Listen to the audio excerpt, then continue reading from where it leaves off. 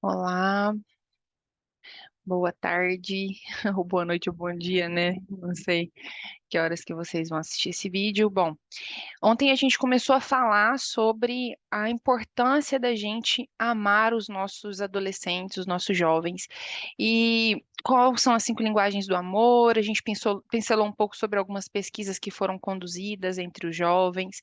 É, e a gente entrou um pouquinho, né, para falar de uma vida de propósito.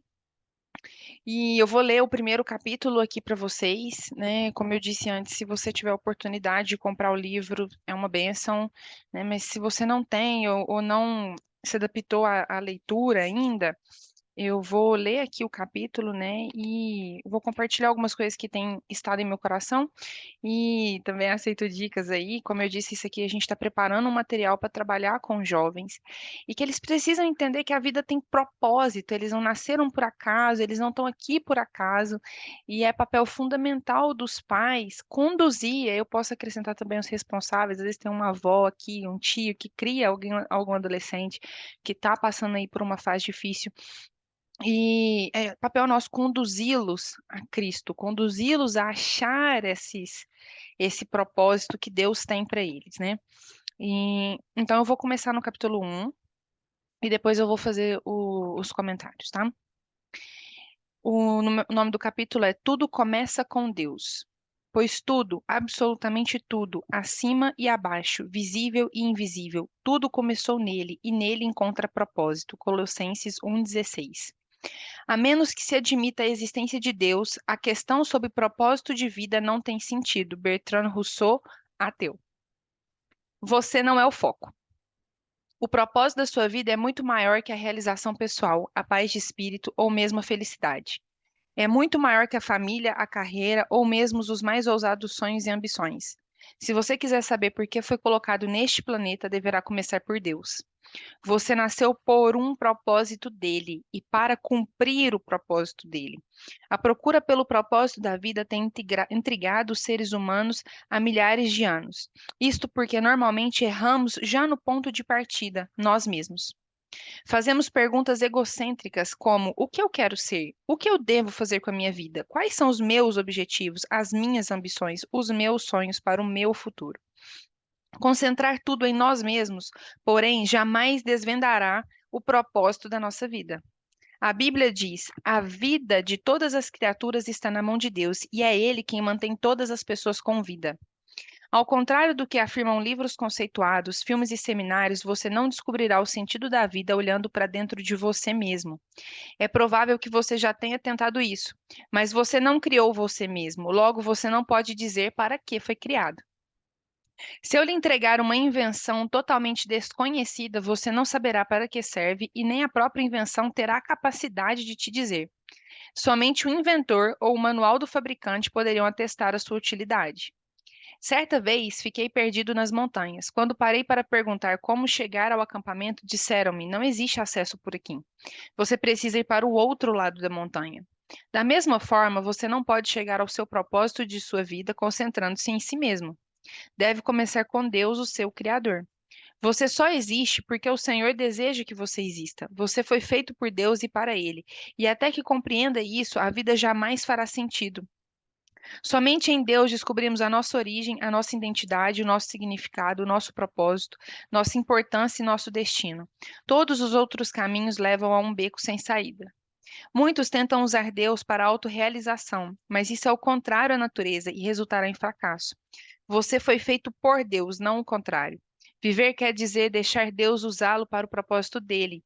Não é você quem usa Deus para os seus propósitos particulares. A Bíblia diz: ficar obcecado consigo mesmo nessa questão é entrar em um beco sem saída. Quem olha para Deus é levado para um campo aberto e uma vida livre e espaçosa. Já li muitos livros que sugerem maneiras de descobrir o propósito da vida. Todos poderiam ser classificados como livros de autoajuda, pois abordam o assunto de uma forma egocêntrica. Livros de autoajuda, até mesmo os cristãos, normalmente propõem os mesmos passos previsíveis para encontrar propósito para a vida. Dê importância aos seus sonhos, defina claramente os seus valores, estabeleça metas, descubra suas habilidades, almeje grandes realizações e vá à luta, seja disciplinado, acredite em você mesmo, envolva outras pessoas e não desista jamais. É lógico que essas recomendações frequentemente levam a grande êxito. Pode-se, em geral, ser bem-sucedido ao alcançar um alvo se houve concentração para o fim proposto. Mas ser bem-sucedido e cumprir o propósito de vida são coisas absolutamente distintas. Você pode alcançar seus objetivos pessoais, tornando-se um sucesso pelos padrões do mundo e ainda assim estar distante dos propósitos para os quais Deus o criou. Você precisa de algo mais do que conselhos de autoajuda. A Bíblia diz: autoajuda não é ajuda de jeito nenhum. O autossacrifício é o caminho, o meu caminho, para que vocês descubram a sua verdadeira identidade. Este não é um livro de autoajuda. Não ensina a achar a carreira correta, a realizar sonhos ou planejar a vida. Não ensina a encaixar mais atividades em uma agenda lotada. Na verdade, ensina a fazer menos na vida, concentrando-se no que mais importa. Ele vai ajudá-la a se tornar o que Deus pretendia de você ao criá-lo. Então, como descobrir o propósito para o qual você foi criado? Você tem duas opções. A primeira é a especulação, a preferida pela maioria das pessoas. Elas conjecturam, supõem, teorizam. Quando dizem sempre pensei que a vida fosse, querem dizer este é o melhor palpite que eu posso dar. Há milhares de anos, filósofos brilhantes discutem e ponderam sobre o significado da vida. A filosofia é uma área importante do conhecimento e tem a sua utilidade, mas quando tenta determinar o propósito da vida, mesmo o mais sábio dos filósofos está apenas fazendo suposições. O Dr. Hugh Moorhead, professor de filosofia na Northeastern Illinois University, escreveu certa vez para 250 dos seus mais conhecidos filósofos, cientistas, escritores e intelectuais do mundo, perguntando qual é o sentido da vida? Tempos depois, publicou as respostas em um livro. Alguns deram os melhores palpites, outros admitiram ter apenas inventado um propósito para a vida. Outros ainda foram honestos bastante para dizer que não tinham a menor ideia. Na verdade, vários intelectuais de renome pediram ao professor Moorhead que lhes respondesse caso descobrisse o propósito da vida. Felizmente, há uma alternativa à especulação sobre o significado e o propósito da vida. Trata-se de revelação. Podemos recorrer ao que Deus revelou sobre a sua vida em sua palavra. O modo mais fácil de descobrir o propósito de uma invenção é perguntando ao inventor. Descobrir o propósito de sua vida funciona da mesma maneira. Pergunte a Deus. O Senhor não nos deixou às cegas para ficarmos nos questionando e conjecturando. Ele claramente revela nas páginas da Bíblia os 5 propósitos que tem para a nossa vida. E é o nosso manual do proprietário, que explica por que estamos vivos, como a vida funciona, o que evitar e o que esperar do futuro. Ele explica que nem um livro de autoajuda ou de filosofia pode saber.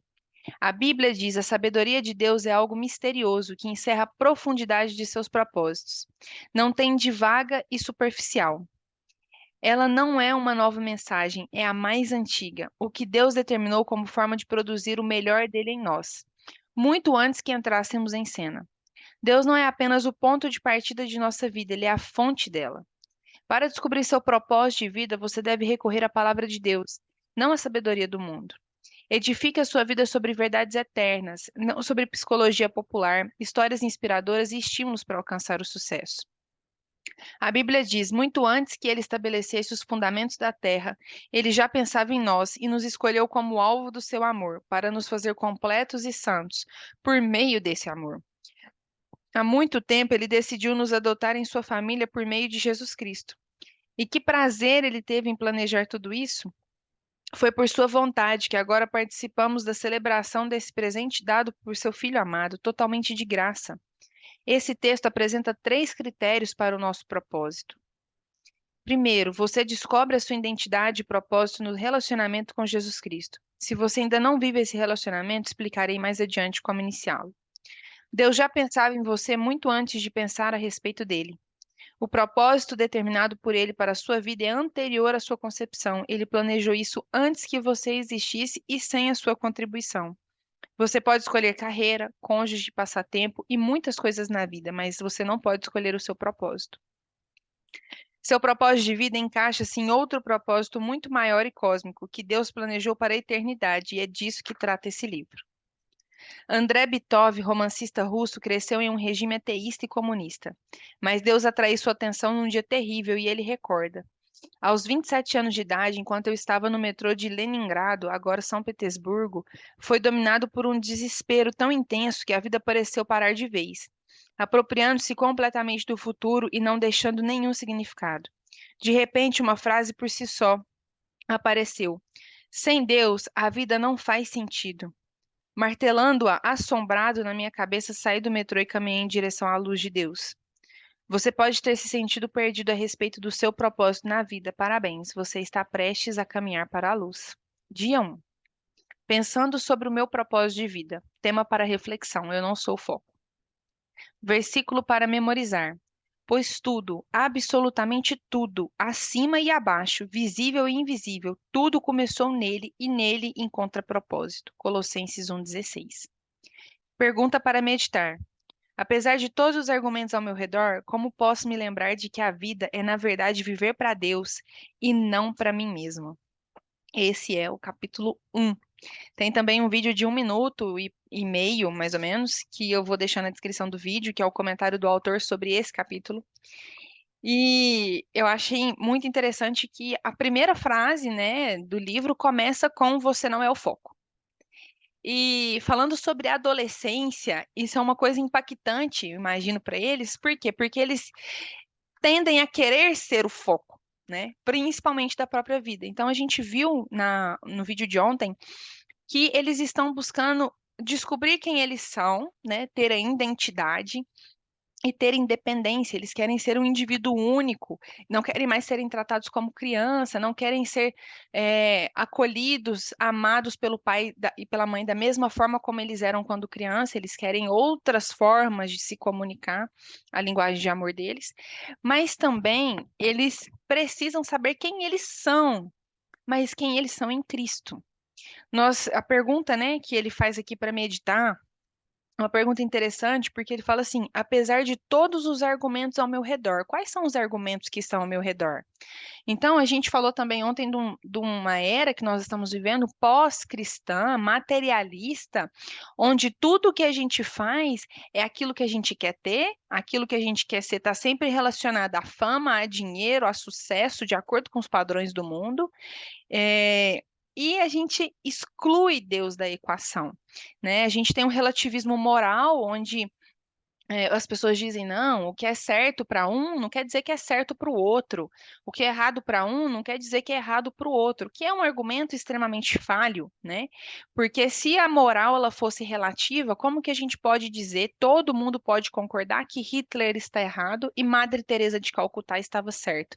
Este é um exemplo desse livro, Não Tenho Fé Suficiente para Ser Ateu, onde ele aborda a questão do relativismo moral.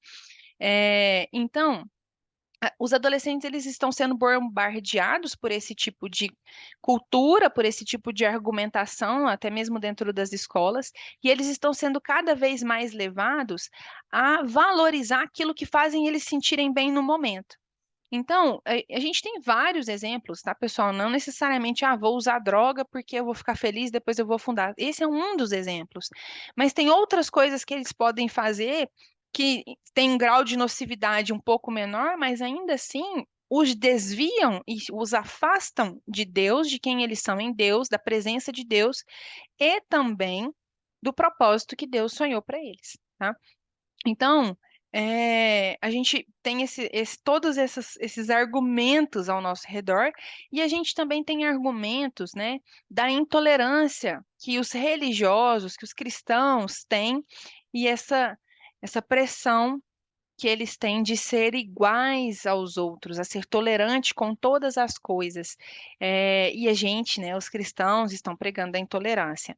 Então, eles são bombardeados e pressionados por todos os lados, na mídia, na escola, dentro da própria igreja, pelos amigos, pelos pais.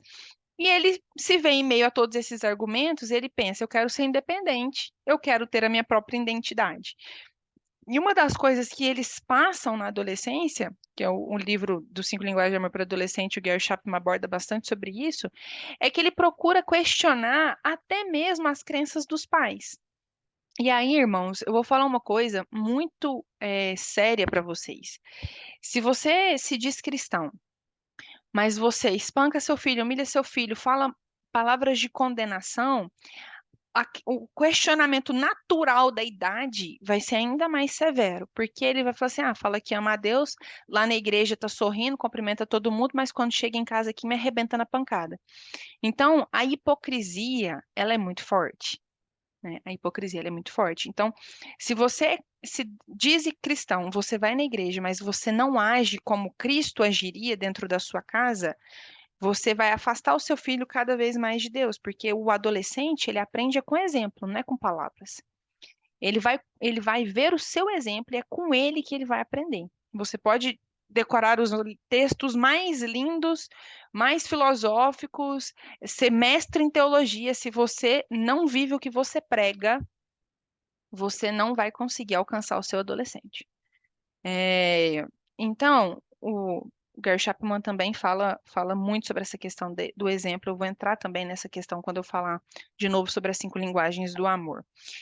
E aí, pessoal, quanto menos o seu filho tiver você como referência, mais ele vai procurar nos outros grupos essas referências. E aí a gente sabe que o mundo vai bombardear ele de coisas que não agradam a Deus, né? Que vão afastá-los cada vez mais de Deus.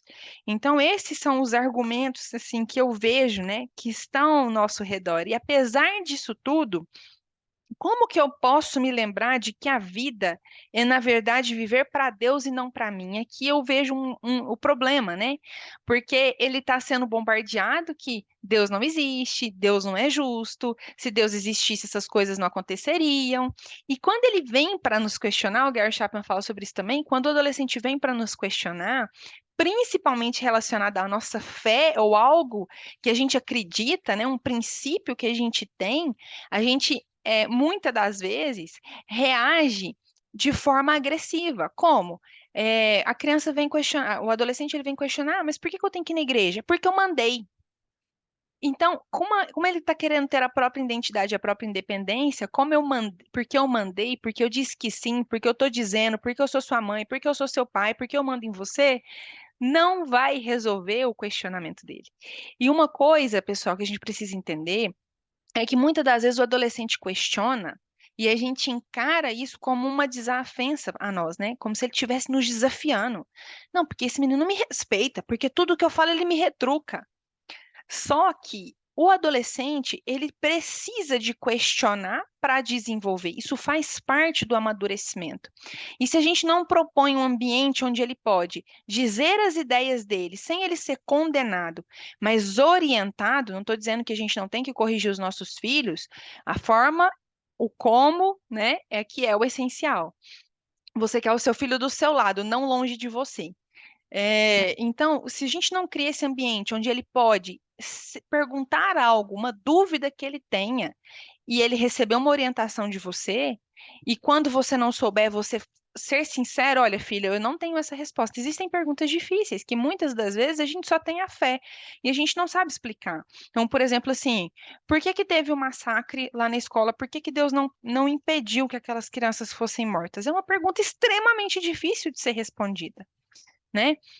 E aí, às vezes, a gente fala algo que o adolescente não consegue entender, ou a gente desconversa, ou a gente não dá espaço para ele questionar. E aí, se a gente não dá esse espaço, o que que ele vai fazer? Ele vai procurar em outros meios.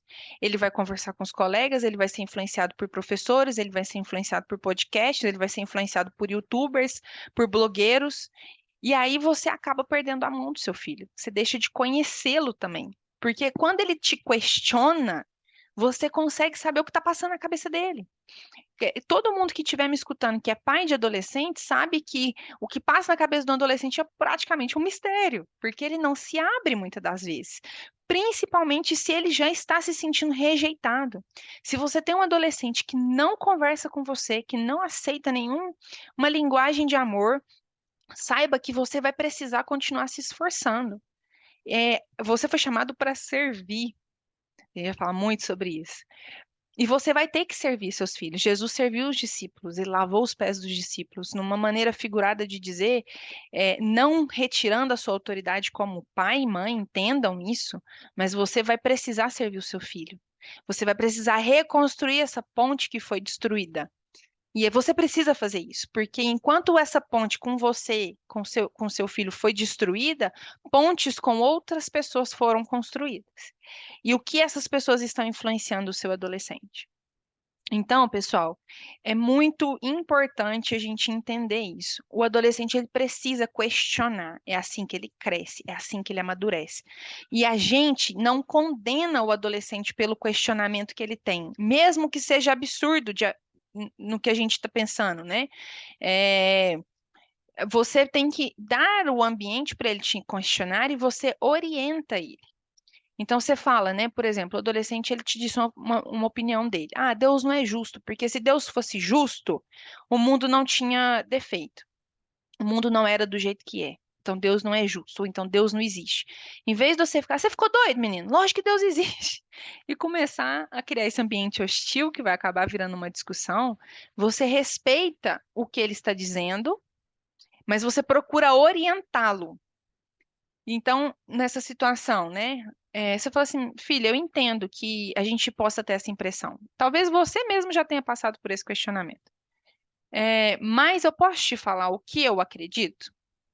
Claro, gente, que você não precisa pedir permissão para conversar com o seu filho. Mas quando você se coloca dessa forma, você abre o caminho para conversar com o adolescente. Gente, a gente tem que ser estratégico. O adolescente ele está passando por um turbilhão de sentimento, de hormônio, de emoção, e no mundo que nós estamos hoje, sendo bombardeado de informação para todo lado. Você quer criar um caminho de respeito e amor, confiança com o seu filho. Você não quer um ambiente hostil de acusação, onde você aponta o dedo e fala e ele escuta porque ele tem que obedecer mesmo, porque ele é seu filho, está debaixo do seu teto, enquanto você paga as contas, ele tem que te ouvir. Tá? Você nunca vai chamar a atenção do seu filho? Vai chamar a atenção do seu filho. Se ele tiver errado, ele tem que escutar um sermão ou escutar a repreensão, até mesmo receber um castigo se for necessário, ou apanhar. Cada um tem dentro da sua família, não vou entrar nesse mérito. Mas, né, agora, mas tem a forma correta de você fazer e dizer. Seu filho precisa entender que ele está recebendo uma repreensão pelo um comportamento errado que ele fez, mas você não deixou de amá-lo por isso. Da mesma forma que a gente erra com Deus e a gente recebe de Deus também a repreensão, mas Deus não deixa de nos amar porque nós erramos, pelo contrário, por nos amar, ele deu seu único filho por nós. Então, entendam isso. Seu filho está sendo bombardeado de informações, está sendo influenciado por todos os lados contra o cristianismo, contra Deus, e fazendo ele caminhar num caminho oposto à verdade. E o que a gente quer fazer é orientar esse jovem, esse adolescente, de que, cara, a vida não é só mundo, não é só materialismo, não é só ter iPhone, não é ser famoso, não é por isso que você foi criado. Você pode ser bem-sucedido e é maravilhoso se você for bem-sucedido, mas você não está aqui para ser rico, você não nasceu para ser famoso, você nasceu por um propósito muito maior, que mira na eternidade e orientar esse jovem, enchendo o tanque de amor dele, para que ele se sinta amado, e impedindo ou removendo junto com ele as raízes de rejeição, para que ele não cresça e leve isso para os outros relacionamentos. A gente está falando aqui de mostrar para um jovem que, para o adolescente, que ele é amado, que ele é especial, que ele é importante para Deus e para você como pai, como mãe ou como responsável, né, que cuida desse jovem. Então, essa é a primeira dificuldade que eu vejo aqui nessa questão de meditar, né? Os argumentos estão ao redor do jovem contra Deus. E a gente quer levar ele a entender de que a vida não é sobre ele, mas é sobre Deus. E aí a gente tem um monte de jovens que estão questionando até mesmo a própria existência de Deus. Então, Deus não tem neto, como a gente já ouviu essa frase várias vezes. Ele precisa ter um encontro com Deus. E ele vai aprender pelo exemplo, pelo seu exemplo. Então, vivam o que vocês preguem. Se você tem comportamentos inadequados com o seu adolescente, corrija. Converse com ele de forma sincera de que você está procurando mudar, que não vai ser fácil, que uma hora ou outra você pode acabar perdendo a cabeça, dizendo coisas que você não gostaria de dizer, mas que você vai se esforçar e que você conta com a ajuda dele. Para que ele seja essa pessoa melhor. E, gente, essa questão do servir, ela é fantástica. E vale para todos os relacionamentos, não só com os filhos. Vale com o cônjuge, vale com mãe, com pai, com irmão, vale com todo mundo. Se você ficar falando para a pessoa, você tem que fazer isso, você tem que fazer aquilo, você devia ser assim, você devia ser assado, a pessoa ela vai entrar na defensiva.